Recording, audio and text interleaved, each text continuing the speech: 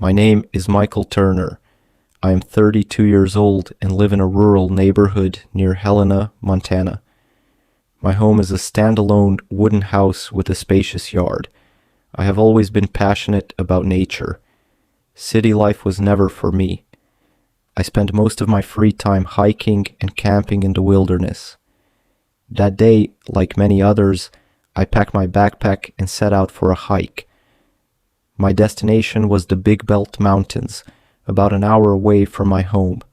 The weather was cool and clear, and the silence of nature brought me peace. Halfway through my hike, I was walking along a steep mountain trail when I suddenly heard a sound. At first, I thought it was just the wind rustling through the trees, but when I heard it again, I stopped. I focused, trying to determine where it was coming from. The sound was coming from the bushes a little further down the trail. My heartbeat quickened. Maybe it was a deer or perhaps a fox, but I had a strange feeling. I needed to see what it was. I crouched down and moved cautiously toward the bushes. The sound was faint but persistent. I felt a mix of curiosity and concern as I slowly approached. Something was there, hidden among the undergrowth. Leaning closer, I gently parted the bushes with my hands. My eyes adjusted to the shadows and I saw movement. At first, I couldn't quite make out what it was, but then, as my vision cleared, I saw them. 2 tiny wolf pups. But what caught my breath was what lay a few steps behind them. Their mother was lying motionless on the ground. Her eyes were closed, her body covered in blood, and her tongue hung out of her mouth. A deep sorrow filled my chest. The 2 little pups, one black and one white, were curled up beside her, trembling in fear. They were barely a month old.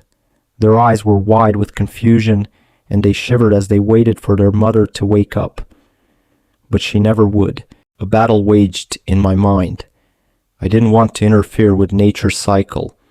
In the wild, the weak are often left behind, but if I left these pups here, they had no chance of survival. Sitting down on the ground, I watched them for a moment, lost in thought. I had to decide. In the end, my conscience won. I couldn't leave them to die. Slowly I reached out to see how they would react. They trembled but didn't try to run. Their small, helpless bodies were searching for the warmth of their mother. Gently, I stroked them. The black pup let out a faint whimper. My decision was made. I rearranged the soft items inside my backpack to make a comfortable space for them. Then I carefully placed the pups inside. Their tiny heads peeked out of the opening, glancing around fearfully. Making sure they were secure, I stood up and began my journey back. I was no longer alone. The slight movements from my backpack told me my life was about to change. After some time, I finally reached my truck. My red truck was parked on the side of the trail, just as I had left it. I took the pups into my arms and gently placed them on the front seat. As I started the engine, my mind raced with thoughts. What was I going to do with them? Could I care for them until they grew up? Despite my uncertainties, I knew one thing for sure. Our fates had crossed today, and leaving them behind was no longer an option.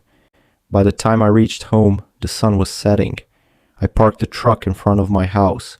A mix of relief and responsibility washed over me. As I stepped through my gate, I knew that a new adventure was about to begin. With these 2 little wolves by my side,